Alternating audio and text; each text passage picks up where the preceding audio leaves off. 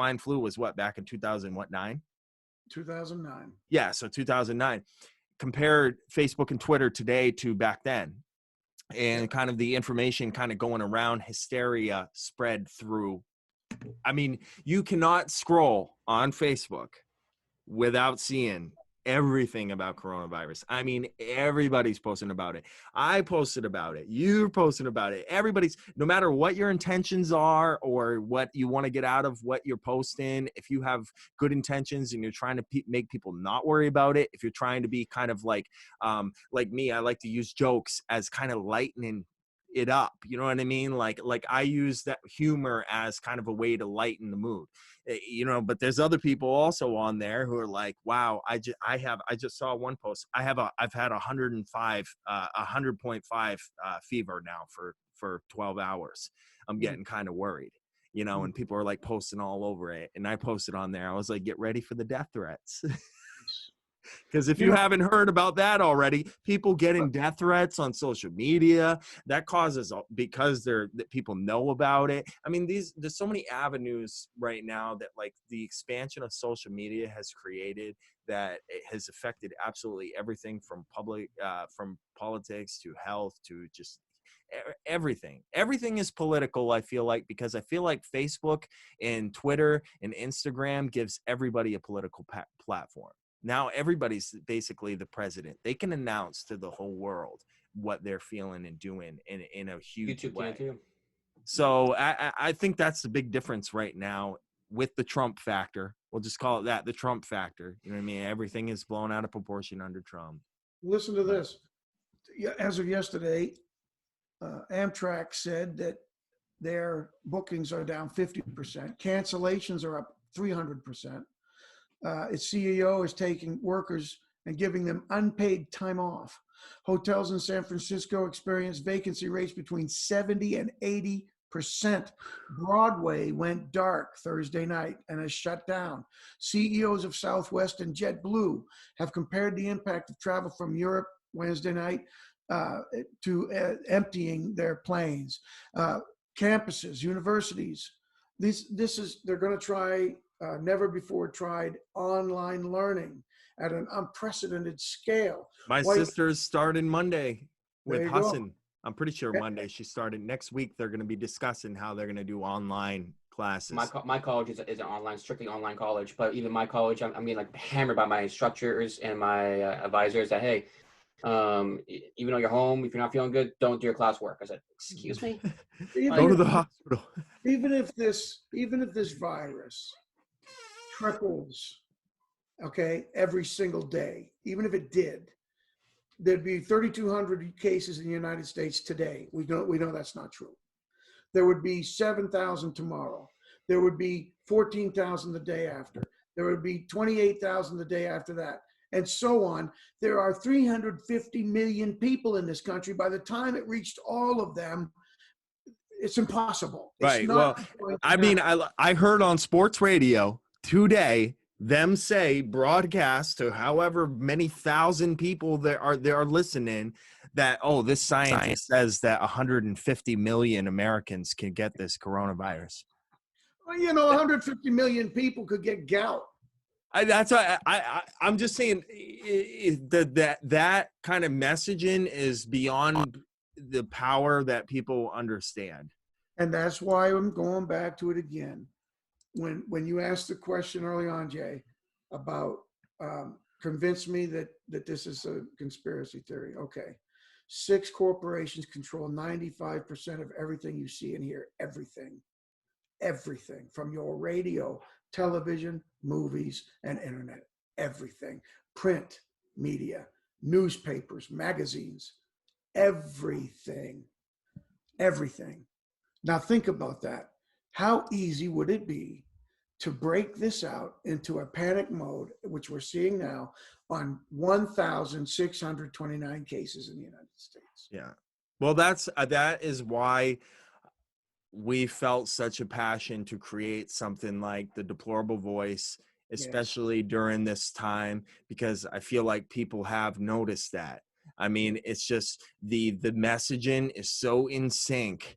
It's so deliberate, and it's so just it's it's literally the same. If you changed, you know, the CNN, MSNBC, CBS, if you took that and blocked it, you know, and you put the same background for all of them, you couldn't tell which one it was. That's You know what I correct. mean? If you mix them up like those puzzles, if you put a bunch of them and you took all those off and you got 30 seconds to look at it. All right, that's CNN, that's MSNBC, that's NBC.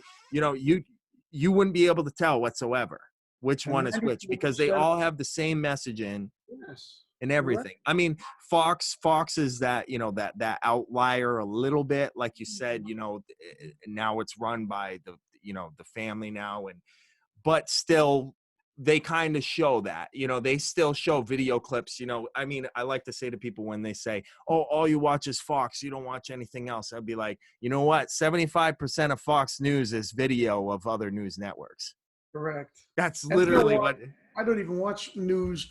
Look, I don't watch news as a foundation now that we've got the internet. Who needs it? I don't Right, watch right. them. I have a website. I think I sent you a link of 100 top conservative websites. Now that sounds like I'm skewing myself, but you have to understand just what you said is true. They glean from what is the head.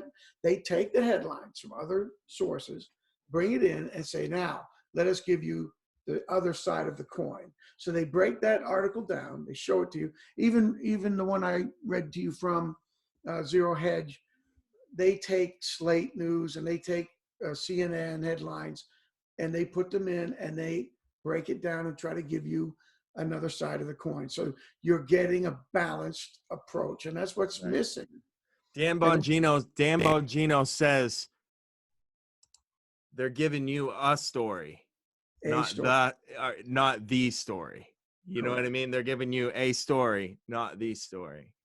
I watch Correct. him a lot. I like him because he breaks it down too on it. I'll rep Dan Bongino right now. Check him out at the Dan Bongino Show on YouTube Yep. and Twitter. I mean, you know, that's what I like to hear. I mean, because people are so heavily influenced by this stuff. I mean, they post it everywhere, and they don't look at who it came from. They don't look at the date of it. They don't look at these articles, and then they just read the headline and post it, and that's it. And Right. then they influence absolutely everything they say and do concerning that situation off of that headline. Correct. I mean, and it's everything now is so, I mean, everything's so generated. Like they know what groups to target with what and what will catch whose eye. And they see you post that certain thing. And you can't really, when I asked you earlier, I was just playing devil's advocate because you Oh yeah. can't, there's no way that with all this information going on that you cannot see that this is something that it's created. You know what I Yes. mean? Something that is manufactured. Well, let's take a look at something that's come out recently in circles and is partly true. In 1981, Dean Koontz wrote a book called The Eyes of Darkness. And in that book, he speculated in 1981 that the Soviet Union, in a place called Gorky, near Gorky Park, in a place called Gorky, they developed this virus called COVID-400. And that virus was going to be lethal. It would not transmit to animals, which, by the way, have we seen any animals affected by this COVID-19? No. They say that it broke out in Wuhan, China, in an animal, in a food market where they were eating raw animals. That's a lie because it doesn't transmit to animals. No animals are affected here in the United States that I know of. The CDC is not reporting on that, so I say no. So back to Dean Koontz. In 1989, he sent a revision to his publisher and made it Wuhan, China. And he said Wuhan, China would create a virus called called Wuhan virus, Wuhan 400. And then he listed how it would work. Now, it's awful strange. And I fact checked this. I dug it out and looked through as many sources as I could. He did, in fact, name it COVID. He did, in fact, say it would originate from Wuhan, China in 1989. Yeah. The meme was going everywhere on Facebook Yeah. from the page of the book.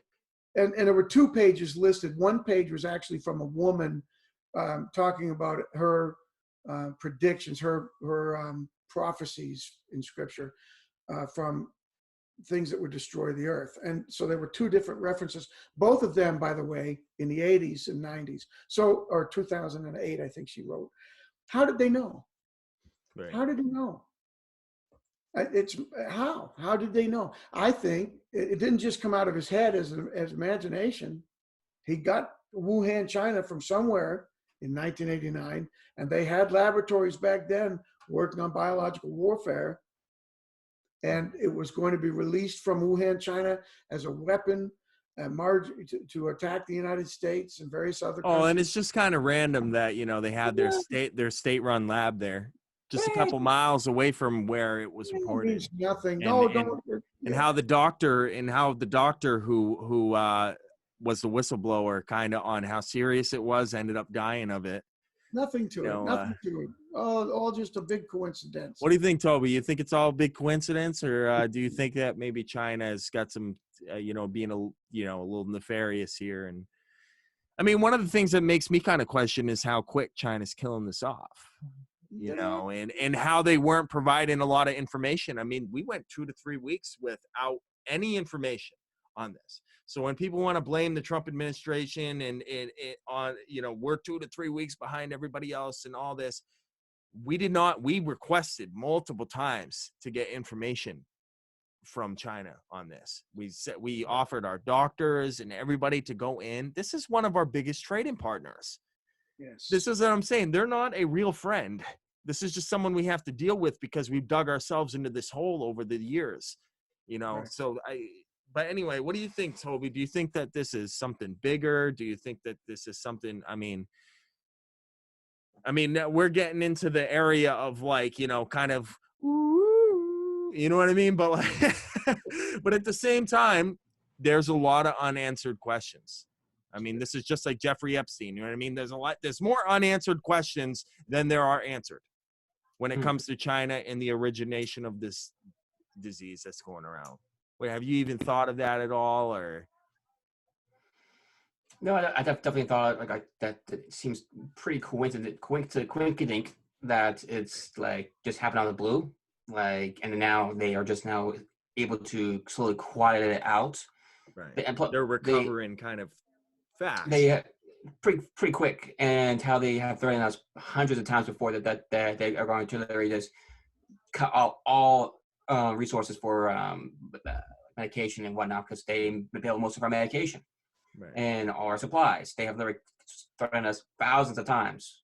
In population in population control is a priority of China, and it's also they're able to do things to their citizens to cut this virus kind of short that we would never do to people, ever. Of course, we would never force everybody to stay in their house for 30 plus days. Yeah, with police outside their doors and rationing and making, we can't do that. We'd never do that. They're able to do that.